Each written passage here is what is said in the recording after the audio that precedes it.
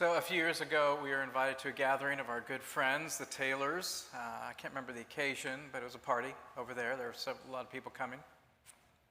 And they asked us if we would bring our chocolate fountain. We have one of those chocolate fountains, that has the tiers, and it kind of falls from one level to the next, the melted chocolate. And we were happy to bring it. And as the party was starting, we set it up in the living room, the main room. And we turned it on, and it begins spinning. It's not supposed to spin. We hadn't aligned the column right with the base. And for some reason, the energy that was supposed to just kind of melt the chocolate and push it up through was now spinning the whole thing, and chocolate pellets were flying across the room, hitting the curtains and the furniture and the walls before any of us could get to it to shut it off. And we spent the rest of our party cleaning up the chocolate from the spinning, out-of-control chocolate fountain. In the passages that come to us now, just post-Pentecost, we are looking at the ways that Jesus is sending out the disciples. And he's beginning to send them out, but he's also want to make sure it doesn't make a mess. He's training them. He's coaching them. And most importantly, he's aligning them with their center, who is Jesus himself. We're in a series in this lectionary period through summer, which I've called The Surprising Christ, based mostly in Luke, but today we're coming from John 21, as you just heard Megan read. And John 21, as you heard, is one of these most intimate moments between Jesus and a disciple. Jesus drawing Peter aside after Peter's failure on Good Friday.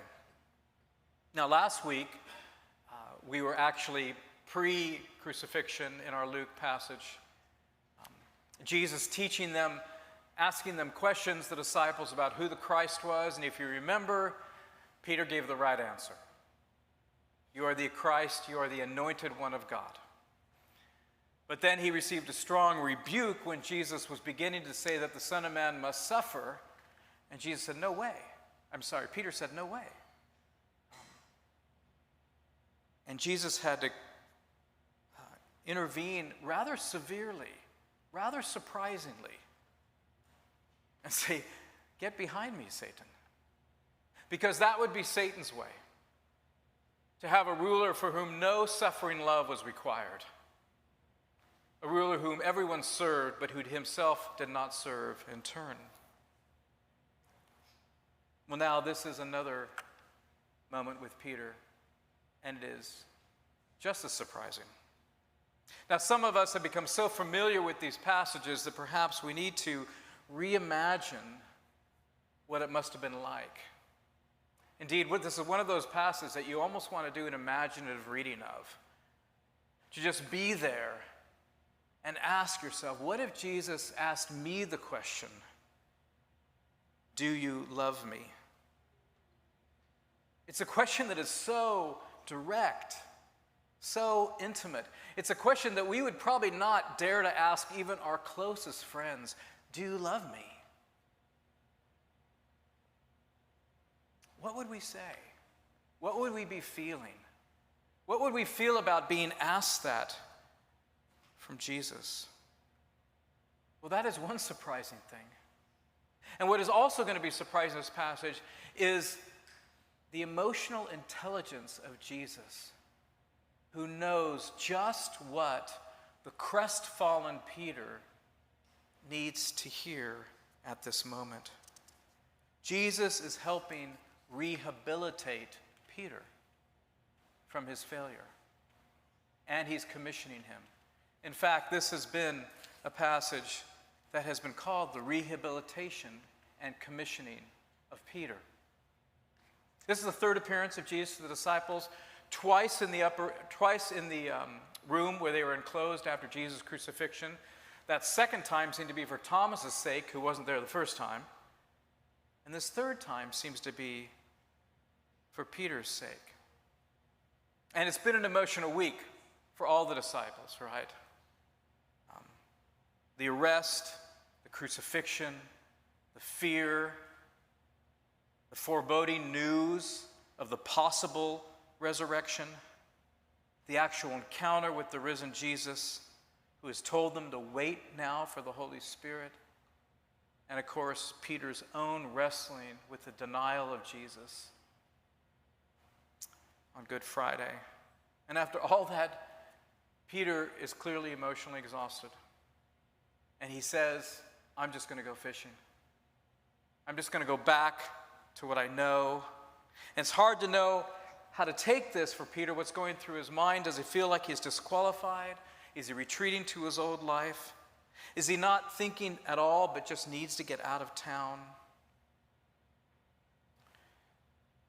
But Jesus comes after him on the beach. It's John who recognizes Jesus from the boat, but it's Peter who puts his clothes back on. They would strip for fishing, puts his clothes back on, and leaps into the water and swims toward Jesus.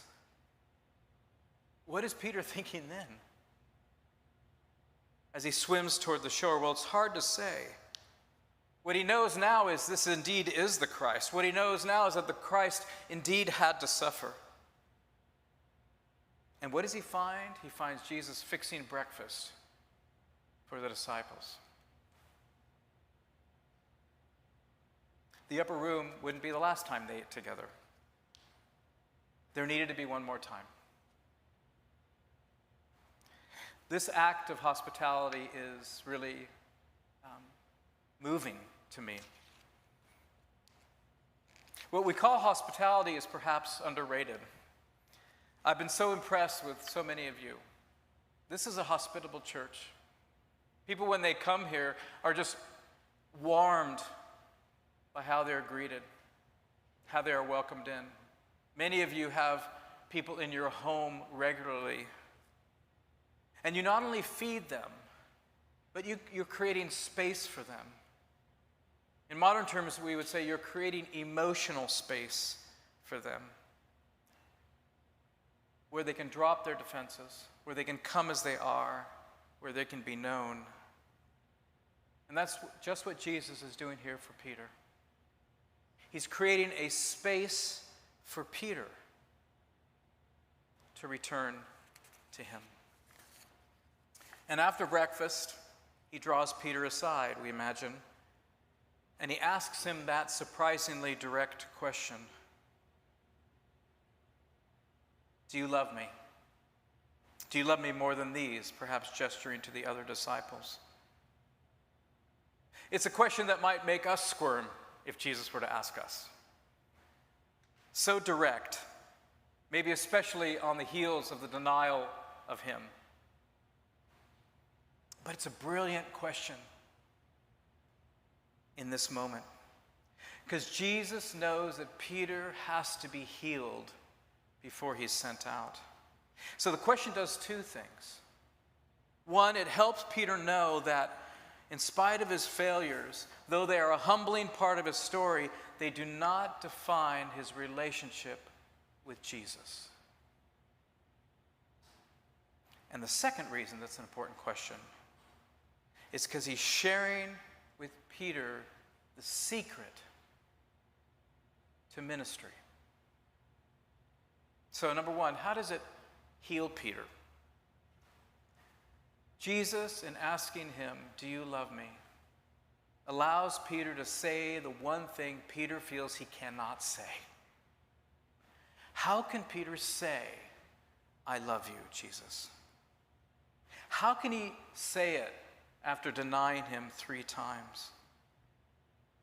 It's clear Peter, on that night when he was asked if he knew Jesus, was thinking only of himself, granted at a dangerous moment. But now with the question put to him, would it be the right answer to say, well, Lord, no, clearly I don't love you. Look at my actions. Look at what I did. No, both Jesus and Peter know that's not the truth. It's more complicated than that. He does love Jesus. It's painful to see the conversation because Jesus asks it of him 3 times as if to counterbalance the 3 denials. He lets Peter say 3 times, I do love you. He lets Peter tell the whole truth, certainly the truth that he has failed and will probably again fail in loving Jesus, but that is not the whole truth. The whole truth is that he does love Jesus, though it's true he can fail to suffer love. It won't do to be black and white about things like this. Love grows, and Jesus is watering the root of Peter's love for him. He's restoring their relationship. The third question, the third time he asks it, is almost more than Peter can take. He says, Lord, you know all things. You know that I love you. And Jesus doesn't contradict him. Jesus does know that Peter loves him. And that's what Peter needed to know. That Jesus knows that in spite of all that has happened, that Peter does love him. As I said, this would be a good passage for an imaginative reading, which is to say, to put yourself in this scene, to imagine it's you that Jesus draws aside and says, do you love me? How would you respond? What would you feel? Would it be an immediate yes, of course? Would it be, I do, but look? Would it be, I think I've forgotten that I love you? I love going to church. I love being empowered for ministry. I love having gifts of the Spirit. But yes, Lord, that's a great question. Do I love you? It's not an accusing question on Jesus' part. In fact, it's a centering question. It's a call to return. It's an acknowledgement that you are here today because you do love Jesus. Reconnect with what brought you here. Know that you do love Jesus and that you are loving him and that you are called to continue to grow in that love. Peter needed to know that Jesus knew that Peter does love Jesus. If you're here today, it is likely you came to Christ because you saw in him what is beautiful and good and right, and we're so grateful for his love and forgiveness of you. Do you love me, Jesus says to you today? Let your answer be, yes, I do, actually. I actually do love you. Let yourself be reminded of that, and that that is the center of it all. Jesus is healing Peter, but he's also preparing him for ministry. How does this question prepare him for ministry? It's strange to say, but the temptation of the Christian minister, whether they're lay or ordained, is centrifugal. The temptation is to fly off like the chocolate, to fly off in many directions. There are ambitions that we have as people who serve Christ. There are desires to succeed. There's eagerness. We see all this in Peter throughout his discipleship. We see him when he should be marveling at the transfiguration of the mountain saying, do you want me to build booths for you all? When the moment really is just to worship and marvel. We see this, of course, when he does want to shore up the power of Jesus by objecting to the possibility of suffering. We see this when he draws his sword in the garden when Jesus is arrested. Peter is full of ministry energy. He is flying off. He is suddenly centrifugal. The question, as he begins to commission Peter, is, do you love me? Because this will be the center of your ministry. You know, this is the kind of love that you have for a person that actually is a kind of admiration. It's a kind of love that wants to be like the person, to participate in them. It's the case, it's a beautiful love. A love that seeks beauty is one that wants to participate in it and recreate it. Think of things that you find beautiful. You want to be close to them. You actually want to, in a sense, to remake them. Artists, when they see something beautiful, have this impulse to actually paint it. Or to paint it in words. Why? Because they want to participate in that beauty. They want to somehow become united with that beauty.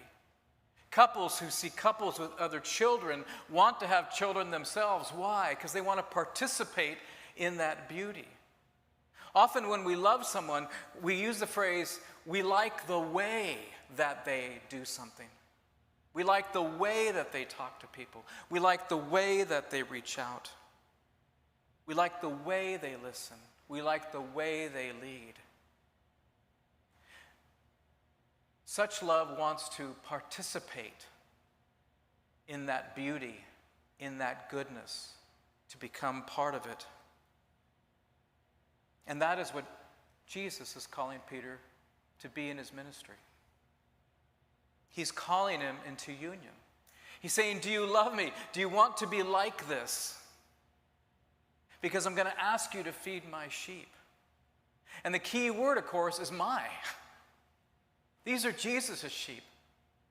The encouraging commissioning of Peter for Peter's healing is, I am going to entrust you with these sheep, but they are my sheep. And I'm inviting you to feed them in the way that I would feed them. So do you love me even above all? Do you want to become like me and feed these sheep in the way I have fed you? We've seen that Jesus can be surprisingly severe when it comes to spiritual leadership, as he was with Peter. But now we see a Christ who's surprisingly gentle, inviting Peter to feed his lambs and to do it in the way that Jesus would, especially for the poor in spirit, in what is virtually a theme verse for Holy Trinity. This is one way Jesus invites Peter to become like him. Come to me, all you who are weary and heavy laden, and I will give you rest. Take my yoke upon you and learn from me, for I am gentle and humble in heart, and you will find rest for your souls. For my yoke is easy and my burden is light.